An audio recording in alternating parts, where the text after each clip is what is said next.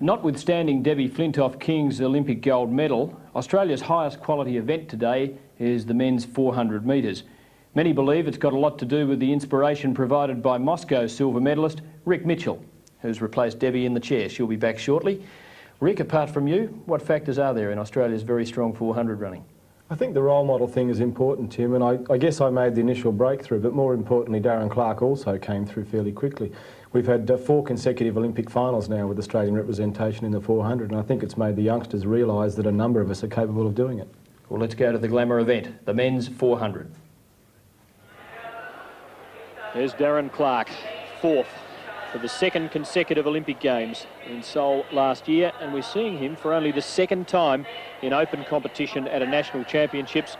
He won in Adelaide in 1986. He's favoured to win here, but it's early in his preparation and an acid test for the champion young New South Welshman. Crackfield for the men's 400, Mark Garner, an Olympian from New South Wales, Mohammed Al Malki from Oman, for the 2nd consecutive year won the NEC Classic at Olympic Park in Melbourne. Robert Ballard, Miles Murphy, defending champion, ran that slashing 44.71 in Perth last year, and also the outstanding World Junior representative medalist there, Stephen Perry from New South Wales. And Rick Mitchell, you love your 400s, you'll love this.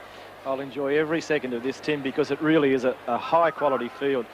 It's great to consider that at the national titles we've got 3 sub-45 second runners in the same race. And while it is early days for Darren, I think he'll pull too many punches for the field, although Al Malki, as a fellow Olympic finalist, is very, very tough. But nonetheless, someone like Steve Perry is also capable of getting right into this race. It's a great field. Fascinating possibilities could unfold for us. Very windy at the moment too, won't make it easy. It won't make it easy. I wouldn't expect a scintillating time, but I think we've got a great race coming up. And away they go. Clarke flew off the blocks as Perry leads them away from the outside. Rosenberg on his outside, in fact, in the gold. Tuna in the yellow top and green shorts. Then Clarke behind him has left Murphy a little bit. In fact, Ballard on Murphy's inside has him covered. And there's a great shot of Clarke over in the back straight, looking tremendous as he reaches the 200 metres. But it'll be very interesting as they go round the bend and then straighten up. Clarke looking good, but Ballard's gone very fast through the first 230. And Al Malki looking good too, leaving Garner and Clarke, Charles Clarke in his wake. Into the straight, Al Malki, Ballard and Darren Clarke. Al Malki and Clarke have got Ballard beaten. Clarke looking really good though. Al Malki tying up in the straight, and Clarke looking pretty comfortable, is coming down to win it by 3 metres.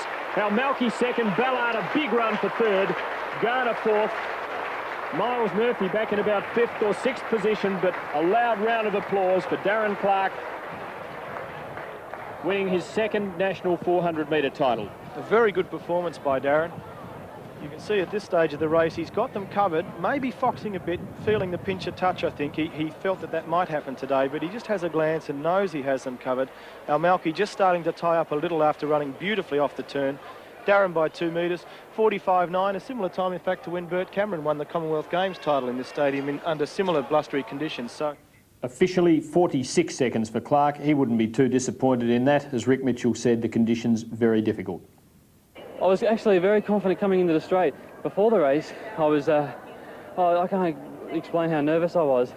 I didn't think, I was out here early this morning for the 200 heats and they were cancelled, so I was out at the track since 8:30 this morning.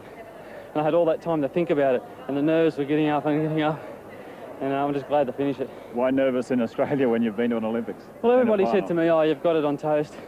That's not the case. There's some really talented athletes out there. Miles has run 44.7. Mark Garner, Steve Perry, Mohammed Al Malki, Olympic finalist. You've got to give those guys credit, and you can't underestimate anybody.